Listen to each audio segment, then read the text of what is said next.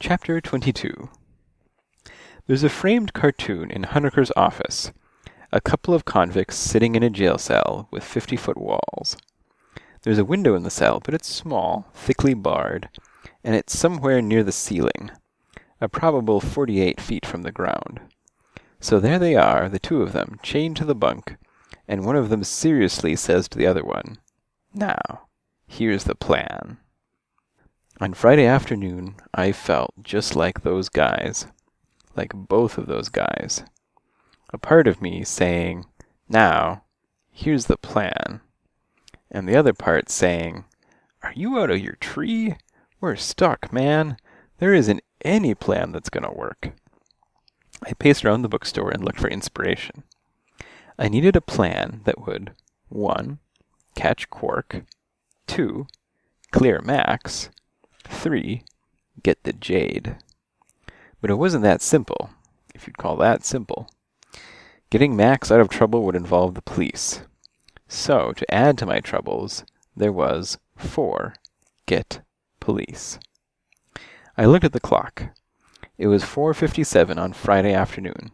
I had 32 hours to come up with something good. Saturday at midnight was the quarking hour. I climbed up the ladder, examining the various volumes on the shelves. The classic intellectual armchair detectives, the guys who caught criminals while sitting in their chairs, had nothing to offer me and nothing to say.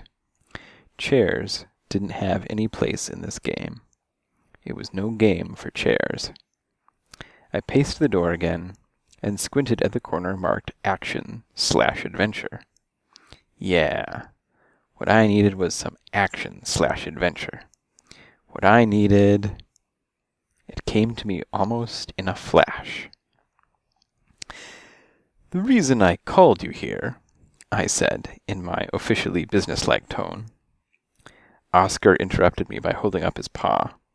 There were 7 of us sitting on the blue velvet love seat in the courtyard in the rear. It was getting on to midnight. "Oscar, can it wait?" Oscar shook his head. He said, "The Fang Gang is coming." "I'm not so sure of that," I told him. "They're half an hour late." The Fangs are a family of street-roving cats.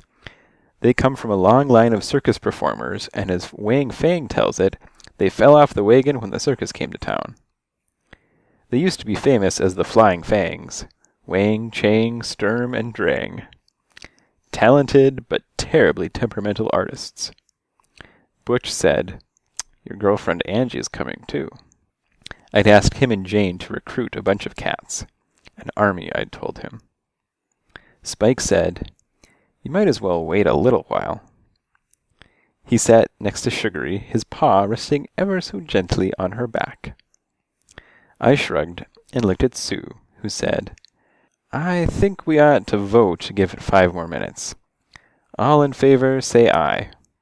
There was a yammering of ayes. I paced around the court. I have to confess, I have definitely mixed feelings about democracy. When my side wins, it's a wonderful idea. When my side loses, I begin to see the virtues of absolute monarchy. Here they are. Spike turned and pointed at the gate. It's a 7-foot gate. But sitting on top of it were 4 flying fangs and a matted angora. They dropped to the courtyard with the confidence of stars. "You're late," I said testily. Wang made a shrug. "It's not in our contract that we have to be prompt. We just have to be good. Now, I understand the terms are a slice of lox apiece, payable Sunday." I nodded.